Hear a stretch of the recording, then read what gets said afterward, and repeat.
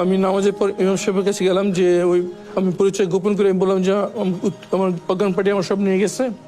তখন উনি ক্লিয়ার কথা বলতে পারতেছে না, কথা কেমন জানি ভাঙা ভাঙা এবং বিটিভিতে অবস্থা, এমনকি মোবাইল নম্বরও বলতে পারতেছে না। তখন আমি আর বেশি কিছু জিজ্ঞেস করলাম না।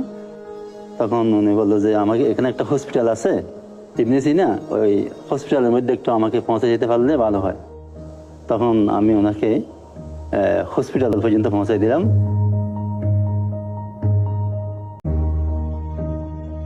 আমি ভয় পাচ্ছিলাম যে কেউ আমাকে চিনে ফেলে কিনা, বিশেষ করে তৎকালীন সরকার পক্ষে কেউ আমাকে চিনে ফেলে কিনা। এই ভয়ে আমি গামছা দিয়ে মুখ ঢেকে বসেছিলাম। অনেকক্ষণ বসে থাকার পর যখন দেখলাম এক এক ওখানকার স্টাফরা আসছে, তখন আমি যে গার্ডের সাথে কথা বলার চেষ্টা করলাম। তখন গার্ডরা আমাকে চিনতে পারে নাই, এই জন্য আমি ঢুকতে পারিনি। তখন আমি আবার যে বসে থাকলাম মেন গেট খোলার অপেক্ষায়, অথবা কেউ পরিচিত আসবে এই অপেক্ষায় প্রায় 1 ঘন্টা বসে থাকলাম।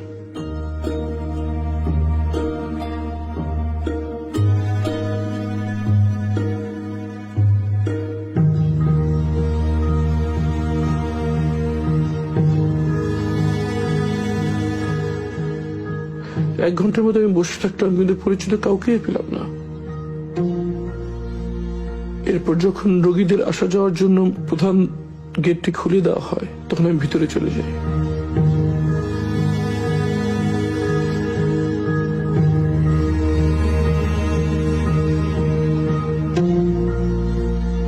মনের ভিতরে প্রচন্ড আশঙ্কা কাজ করছিল, আমার পরিবার কোথায় আছে, কিভাবে আছে, তারা কি জীবিত আছে। মনের ভিতরে ঝড় বেয়ে যাচ্ছিল।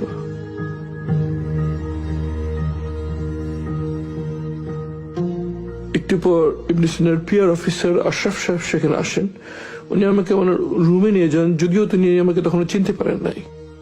আমি ওনার কাছে স্মার্টফোনটা নিয়েই আমি গুগলে যাই এবং আমার নাম সার্চ দিই। সার্চ দেওয়ার সাথে সাথে এই ছবিটা স্ক্রিনে ভেসে ওঠে। তখন আমি ঠিক আমার চেহারা কাছে ভেবে নেই, আমাকে দেখায় যে ওনাকে চিনেন কিনা। তখন সাথে সাথে ভাই আমাকে চিনতে পারে এবং খুব আবেগ আপ্লুত হয়ে পারেন আর কি।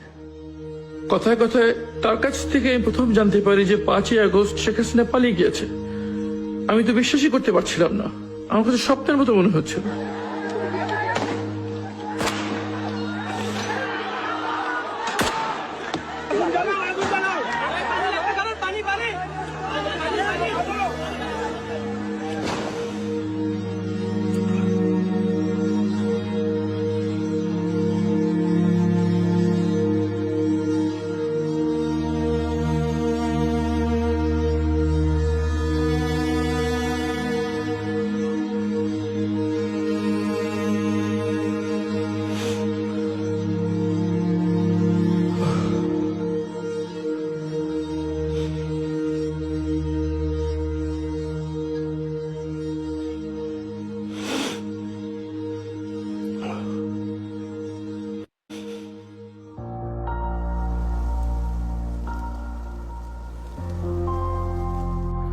ক্ষমতায় থাকলে সাধারণ মানুষকে দাবার গুটির মতো মনে হয়। ক্ষমতায় থাকলে মানুষকে আর মানুষ মনে হয় না। ক্ষমতার চেয়ার তো খুব উপর থেকে সবকিছু যেমন ছোট লাগে, সাধারণ মানুষের ছেড়ে ক্ষুদ্র মনে হয় আর কি। এই সেই বেডরুম যেখানে ফ্যাসিস্ট হাসিনা থাকতো। এভাবে মানুষ মেরে সে কিভাবে ঘুমাতো এখানে?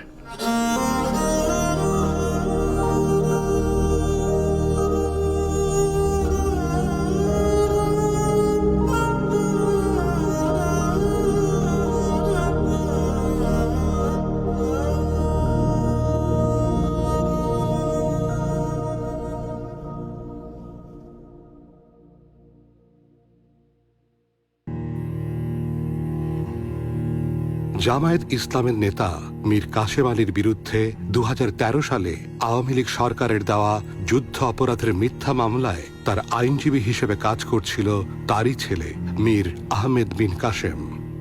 আমি আমার পিতার মামলায় নিয়োজিত আইনজীবী ছিলাম। আমার পিতার বিরুদ্ধে তৎকালীন রাষ্ট্রপক্ষ 22 জন মুক্তিযোদ্ধাকে নিয়ে আসে সাক্ষী দেওয়ার জন্য। আমরা এটাকে কাউন্টার করার জন্য 44 জন মুক্তিযোদ্ধার নাম দেই, যে 44 জন মুক্তিযোদ্ধা আমাদের পক্ষে সাক্ষী দেবে।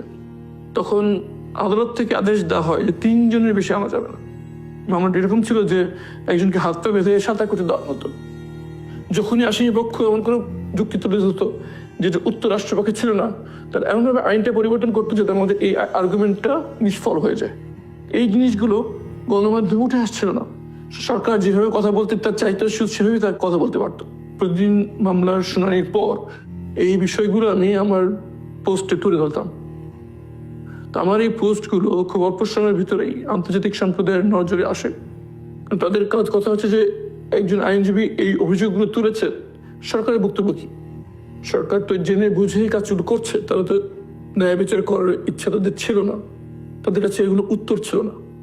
আন্তর্জাতিক সম্প্রদায়ের কাছে তাদের এই ভাবমূর্তিটা নষ্ট হতে থাকে।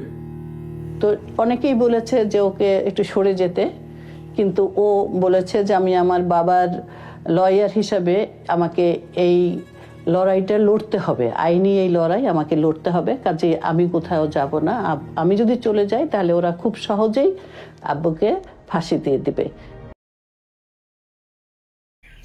24 ঘন্টার মধ্যে কোর্টে তোলা এটাই হচ্ছে নিয়ম, কিন্তু 24 ঘন্টা চলে গেল, আমরা কোনো হদিশ পেলাম না তার, সে কোথায় আছে, কিভাবে আছে, কোথায় তাকে নিয়ে যাওয়া হলো, কোনো কিছুই আমরা জানতাম না। কিন্তু টানা 7 বছর আমরা জানতে পারলাম না আমার ছেলে আরমান কোথায় আছে। এরকম অভিযোগ অনেকে অনেক কিছু দেয়, কিন্তু তার কোনো প্রমাণ দিতে পারেনি, কোনো নাম দিতে পারে না, কোনো কিছুই দিতে পারে না। এবং অনেক সময় দেখা যায় বলা হচ্ছে অমুক লোক নাই, কিন্তু তাকে খুঁজে পাওয়া যাচ্ছে, সে ঠিকই জীবিত আছে। আবার কেউ অনেক সময় নিজেরাই পালায়, অনেক সময় ধার কর্য করে নিজেরা লুকিয়ে ফেলে, সে ধরনের ঘটনাও আছে।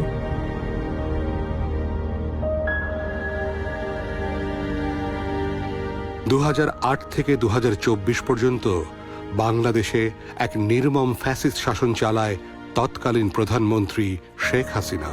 তার শাসনামলে এক অন্যতম হাতিয়ার হয়ে ওঠে গুম। যে কেউ তার সমালোচনা করলে বা তার রাজনীতির জন্য চ্যালেঞ্জ হয়ে দাঁড়ালে তাকে রাষ্ট্রীয় বাহিনী দিয়ে গুম করে ফেলা হতো। এই গুম হওয়া মানুষদের বেশিরভাগই আর কোনোদিন ফিরে আসেনি। তাদের পরিবার জানে না তারা কোথায় আছে। ধারণা করা হয় বেশিরভাগকে হত্যা করা হয়েছে। তবে তাদের মধ্যে কেউ কেউ আছে সৌভাগ্যবান, যারা 7-8 বছর পরে হলেও মুক্তি পেয়েছেন। এরকমই একজন ব্যারিস্টার আরমান 7 বছর পর মুক্তি পেয়ে আমাদের সামনে তুলে ধরেন তার বন্দি জীবনের আদ্যপান্ত।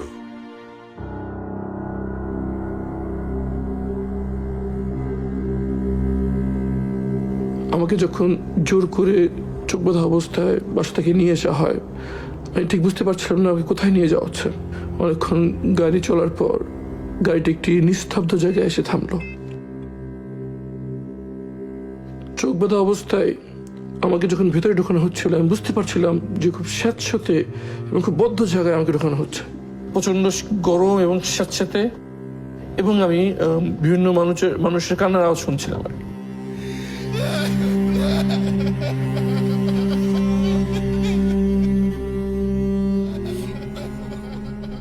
আমাকে চোখ বেঁধে এই সেলের ভিতরে নিয়ে আসে। শুরু হয় আমার 8 বছর অন্ধকার জীবন। পুলিশ যখন আমাদের মামলাটা নিয়ে এত গড়িমসি করলো, আমাদের সঙ্গে দেখা করতে চাইলো না কোনো মতেই, তখন আমরা আসলে সত্যিকার অর্থেই মানে অসহায় হয়ে খুবই নিরাপত্তাহীনতা ভুগতে শুরু করলাম। আমি র্যাবের কাছে গিয়েছি, লিখিত অভিযোগ করেছি, তারা অভিযোগপত্র গ্রহণ করেছে, কিন্তু তারা স্বীকার করেনি যে আরমানকে তারা তুলে নিয়েছে। একটা সময় আমরা বাধ্য হয়ে প্রধানমন্ত্রীর কাছে গিয়েছি, রাষ্ট্রপতির কাছে গিয়েছি, তারা আমাদের সঙ্গে দেখাও করে নাই বা এ ব্যাপারে কোনো রেসপন্সও করে নাই। আমাকে নির্দেশ দেওয়া হয়েছিল যে কোনো প্রয়োজন হলে হাতকড়া দিয়ে লোহার দরজায় এভাবে 3 বার আওয়াজ করতে হবে। 3 বার আওয়াজ করে মিনিমাম 10 মিনিট ওয়েট করতে হবে কেউ আসার জন্য। যদি 10 মিনিটের মধ্যে কেউ না আসতে 10 মিনিট পর আবার 3 বার আওয়াজ দেওয়া যাবে লোহার দরজায়।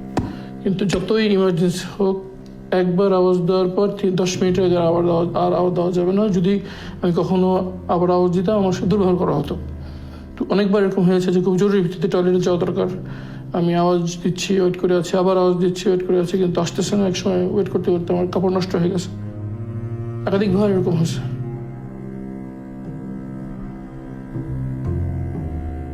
আমি যখন টয়লেটে যেতে যেতাম তখন তোরা আমার বাম হাতের হাত কড়াটা খুলে দিত এবং ডান হাত থেকে আমার হাত কড়াটা ঝুলতো। টয়লেটে এসে আমি চোখটা একটু বড় করে খুলতাম, খুলে ওই ডান হাত কড়ার যে অংশটুকু ঝুলছে সেটা দিয়ে দিন সকালে টয়লেটে আসে একটা দাগ দিতাম। এভাবে করে প্রত্যেক দিনের জন্য এক দাগ, এভাবে করে আমি দিনের হিসেব রাখছিলাম। আনুমানিক 6 মাস পর্যন্ত আমি এভাবে হিসেব রাখতে পারি। এরপর 6 মাসের মাথায় একবার এক গার্ড বুঝে ফেলে যে আমি এভাবে এখানে দাগ দিয়ে হিসেব রাখছি। পরে অনেকজন রুমে আসে এবং আমাকে খুব বকাঝকা করে, খুব দুর্ভাবে করে এবং স্কেপার দিয়ে ঘষে সেই দাগগুলো সব উঠে দেয়। এই সেলে যখন আমি ছিলাম তখন বুঝতে পারতাম না যে বাইরে কি দিন না রাত। একবারের জন্য বলেনি আমি কোথায় আছি। আমার কাছে মনে হতো যে আমাকে জীবন্ত কবর দিয়ে দেওয়া হচ্ছে। এই অন্ধকার ঘরে বন্দি অবস্থায় তারা হাত করা পরে রাখতো, চোখ বেঁধে রাখতো 24 ঘন্টা। তখন আমি এটা কোনোদিন মানতে পারছিলাম না। আমি বারবার বলতাম যে আমি তো বন্দি অবস্থায় আছি, দেয়ালের ভিতরে আছি, দরজা বন্ধ, এখানে কেন আমাকে চোখ বেঁধে রাখতে হবে, হাত করা পরে রাখতে হবে 24 ঘন্টা। তারা বলতো এটাই নির্দেশ, এখানে সব বন্দীদের সাথে এটাই করা হয়। আমার কাছে মনে হচ্ছে মেরে ফেললে অন্তত আমার এই যে কষ্ট হচ্ছে প্রচন্ড, সেটা থেকে আমার মুক্তি হবে। Bangladesh remains an important human rights priority area for the Foreign Office, and that we continue to raise allegations of enforced disappearance is at all levels of the government of Bangladesh. Prime Minister, what do you say to international NGOs who accuse your regime of suppressing human rights? That's a grave concern. What do you say? I would really ask you to respect. You're not taking questions from the British I've press. taken one question so far. I On only the have British press. time. The Prime Minister has to go. You're refusing to let us ask the question.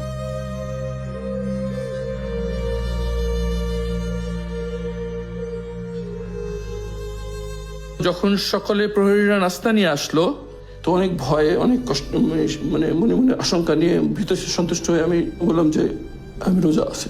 তো আমি চোখ বাঁধা অবস্থায় কিন্তু feel করছি যে প্রহরী এসে অনেকক্ষণ চুপ করে থেকে একটু মুখ খারাপ করে বললো যে সেরি কি দেখেছিস।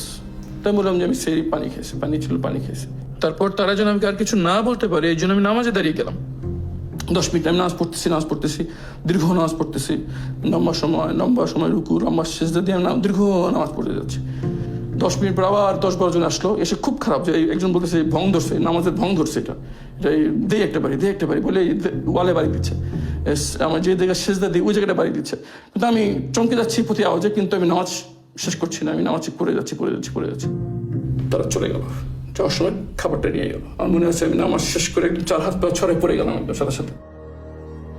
আমরা সবাই আসলে ফেসবুকে বা সোশ্যাল মিডিয়ায় বেশ সোচ্চার ছিলাম এবং এই লেখাগুলোকে কেন্দ্র করেও তারা আমাদের উপরে অত্যাচার করার চেষ্টা করতো বিভিন্নভাবে। তো এটার জন্য জবাবদিহি করা, এটার জন্য বাসায় পুলিশ চলে আসা, ঘরের সমস্ত মালপত্র ক্রোক করে নিয়ে যাওয়া হচ্ছে, 3-4টা ভ্যান ভর্তি করে তারা আমাদের জিনিসপত্র নিয়ে গেছে। পাড়ার লোকজন তাকিয়ে থেকে দেখেছে। আমাদের কথাগুলো আমরা কোথাও বলতে পারি নাই, আমরা কোনো সাংবাদিক সম্মেলন করতে পারি নাই, আমরা কাউকে জানাতে পারি নাই, কারণ আমাদেরকে বলা হয়েছে যে যত বেশি আমরা প্রচার করব, যত মানুষকে বলবো, তত বেশি ওকে জীবিত পাওয়া আমাদের জন্য অনিশ্চিত হবে ব্যাপারটা। 3 মাস পর্যন্ত আমি আশায় ছিলাম যে হয়তো 3 মাস পর একটা কিছু হবে, কিন্তু যখন 3 মাস পারিয়ে গেল, 6 মাস পারিয়ে গেল, তখন আমি আশা ছেড়ে দিয়েছিলাম যে আর সম্ভব মনে হয় না এখানে স্বাভাবিকভাবে কিছু এখানে হবে, হয় আমাকে এখানে মৃত্যু হবে, আমি এই নির্যাতনে কষ্টে আমার এখানে মারা যাবো, অথবা আমাকে কোনো সময় মেরে ফেলবে। কখনো এখানকার পুলিশ, পল্লবী থানা পুলিশ এবং আশেপাশে আরো থানাগুলো, কতগুলো থানা একসঙ্গে আসতো যে আমাদের বাসায় তাদের আসতেই হবে, প্রতি মাসেই তাদের আসতে হবে। এবং আসলে তারা যে কাজগুলো করতো, আমাদের কাছে আমার ছেলেকে খুঁজতো। এটা ছিল আরেকটা রহস্যজনক ব্যাপার। আমার কাছে আমার ছেলে খুঁজতো, কেন খুঁজে? নিশ্চয়ই আপনি কোথায় গোপনে রেখেছেন, আপনি কোথায় লুকিয়ে রেখেছেন। তখন আমি বললাম যে এটা কি ধরনের তামাশা, একটা অসহায় মায়ের সাথে, যে যার ছেলেকে গুম করা হয়েছে তাদের কাছে এসে আপনারা তার ছেলেকে খুঁজছেন। আমি আপনাদের কাছে বারবার আবেদন জানাচ্ছি আমার ছেলেকে খুঁজে দেন, দায়িত্ব আপনাদের খুঁজে দেওয়ার।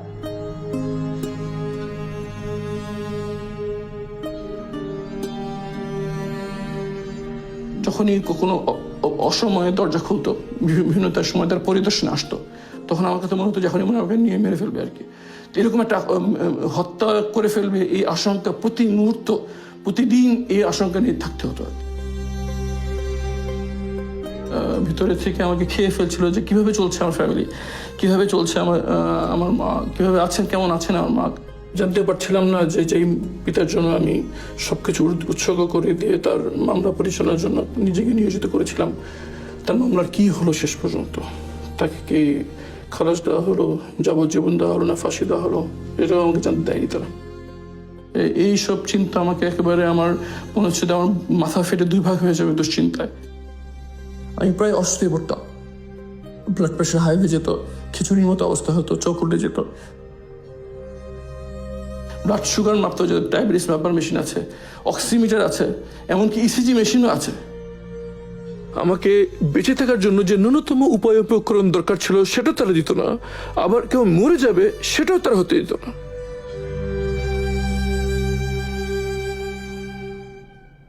শেষ রাতের সময় এখানে প্রহরীরা ঘুমাতো আর কি। সে সময় মাঝে মাঝে আমি একটু হালকা করে চোখটা লুজ করে এই আশেপাশে দেখার চেষ্টা করতাম।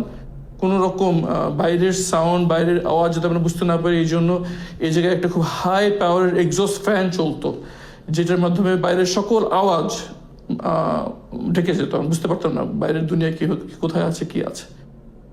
এই ফ্লোরেই আমি ঘুমাতাম এবং আমার মনে আছে যে ঘামে ফ্লোর এমনভাবে ভিজে যেত, মনে হয়তো কেউ পেশাব করে দিচ্ছে আর কি, পানি ফেলে দিচ্ছে, এরকম নিজের ঘামে এই পুরোটা ভিজে থাকতো আর কি।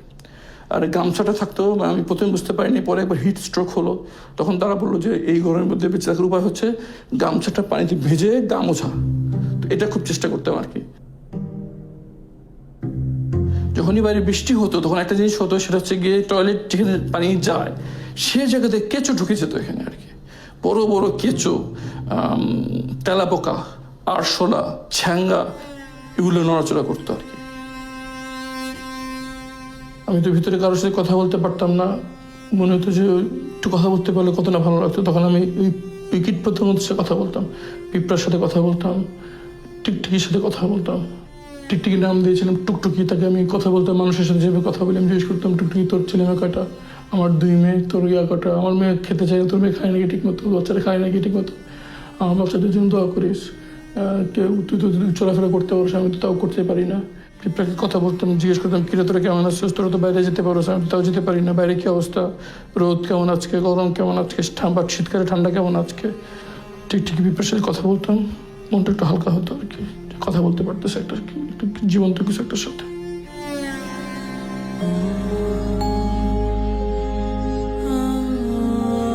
সবচেয়ে বেশি কষ্ট লাগতো যখন বাচ্চাদের কথা মনে হতো আর কি। যখন আমার ক্ষুধায় কষ্ট হতো তখন মনে হতো বাচ্চাদের কি অবস্থা, ওরা কি খেতে কিভাবে খাচ্ছে, বিশেষ করে বড় মেয়ে আমাকে ছাড়া খেতে চেত না, কেমন আছে, খুব কষ্ট দিত।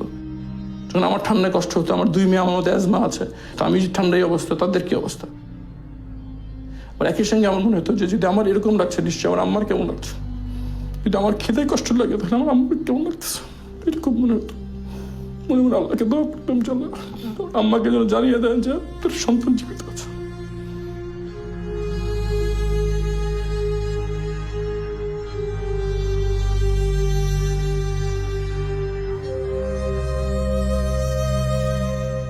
মেয়েকে আমি এভাবে ফেলে আসলাম অনিশ্চয়তার ভিতরে।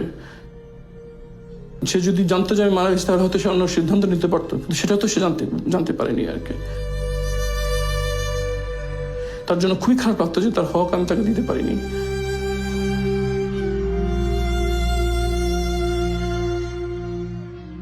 এই অনুভূতিগুলো খুব পীড়া দিত, খুব অপরাধবোধ কাজ করতো আমার ভিতরে। হাত করার ঘষায় অ্যালার্জির মতো লাল লাল হয়ে গেল আর কি। এরপর সে লালের মধ্যে বড় বড় ফোড়ার মতো হয়ে গেল। পরে ফোড়া গলে সেখানে ইনফেকশন হয়ে যায়।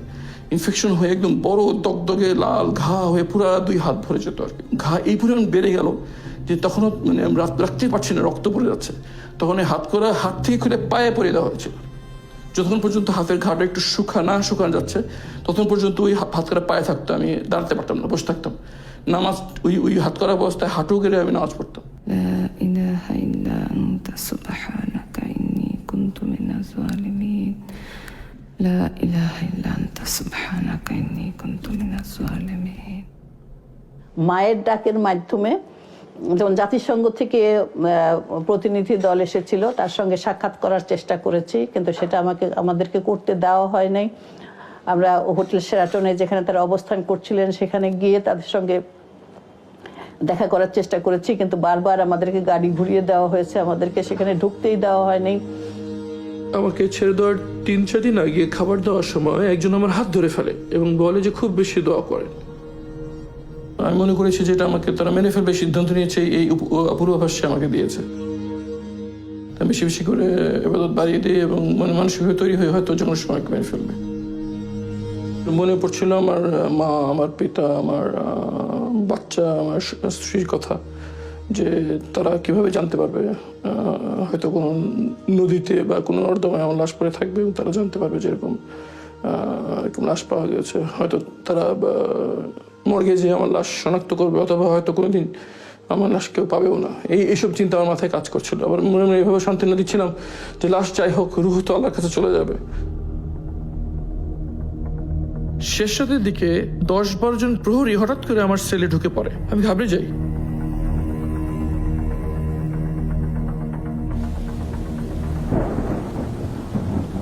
গামছা দিয়ে আমার চোখ বাঁধল, এরপর আমার হাতটা গামছা দিয়ে হাত বেঁধে ফেললো, বের করে আমাকে বের করে নিয়ে আসলাম। আমি মনে করলাম যে আমাকে মেরে ফেলা হবে, তাই মানসিকভাবে নিজেকে প্রস্তুত করলাম, সূরা ইয়াসিন পড়তে থাকলাম যাতে মৃত্যু সহজ হয়।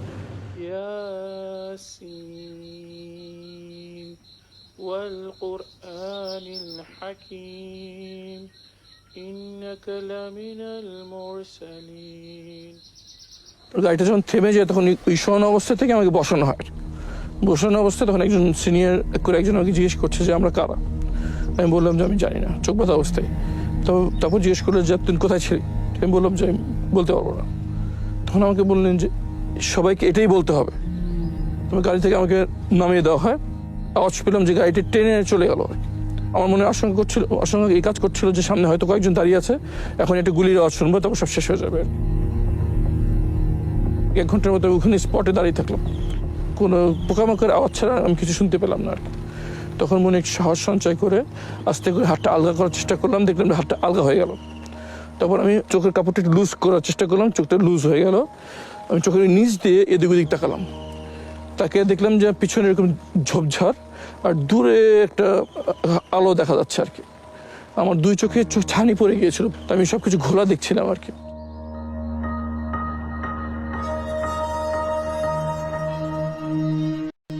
আমি নামাজের পর ইমাম সাহেবের কাছে গেলাম, যে আমি পরিচয় গোপন করে বললাম যে আমার অজ্ঞান পার্টি আমার সব নিয়ে গেছে। তখন উনি ক্লিয়ার কথা বলতে পারতেছে না, কথা কেমন জানি ভাঙা ভাঙা এবং বিটিভিতে অবস্থা, এমনকি মোবাইল নম্বরও বলতে পারতেছে না। তখন আমি আর বেশি কিছু জিজ্ঞেস করলাম না। তখন উনি বললো যে আমাকে এখানে একটা হসপিটাল আছে চিনেছি না, ওই হসপিটালের মধ্যে একটু আমাকে পৌঁছে যেতে পারলে ভালো হয়। তখন আমি ওনাকে হসপিটাল পর্যন্ত পৌঁছে দিলাম।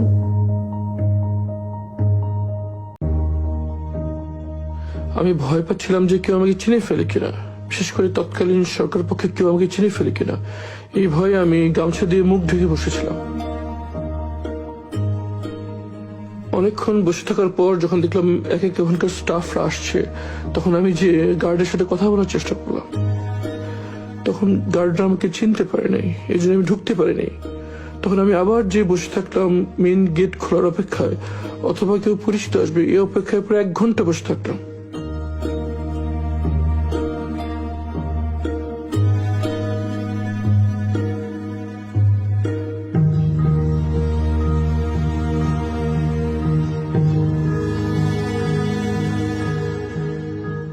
এক ঘন্টার মধ্যে আমি বসে থাকলাম, কিন্তু পরিচিত কাউকে পেলাম না। এরপর যখন রোগীদের আসা যাওয়ার জন্য প্রধান গেটটি খুলে দেওয়া হয় তখন আমি ভিতরে চলে যাই।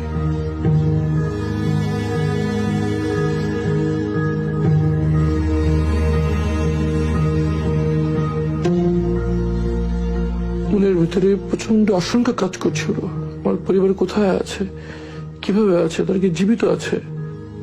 মনের ভিতরে ঝড় বয়ে যাচ্ছিল।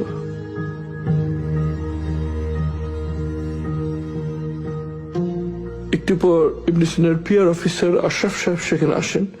উনি আমাকে ওনার রুমে নিয়ে যান, যদিও তিনি আমাকে তখন চিনতে পারেন নাই। আমি ওনার কাছে স্মার্টফোনটা নিয়েই আমি গুগলে যাই এবং আমার নাম সার্চ দিই। সার্চ দেওয়ার সাথে সাথে এই ছবিটা স্ক্রিনে ভেসে ওঠে। তখন আমি ঠিক আমার চেহারা কাছে ভেবে নেই, আমাকে দেখা যায় ওনাকে চিনেন কিনা। তখন সাথে সাথে ভাই আমাকে চিনতে পারে এবং খুব আবেগ আপ্লুত হয়ে পড়েন আর কি। কথায় কথায় তার কাছ থেকে আমি প্রথম জানতে পারি যে 5ই আগস্ট শেখ হাসিনা পালিয়ে গিয়েছে। আমি তো বিশ্বাসই করতে পারছিলাম না, আমার কাছে স্বপ্নের মতো মনে হচ্ছিল।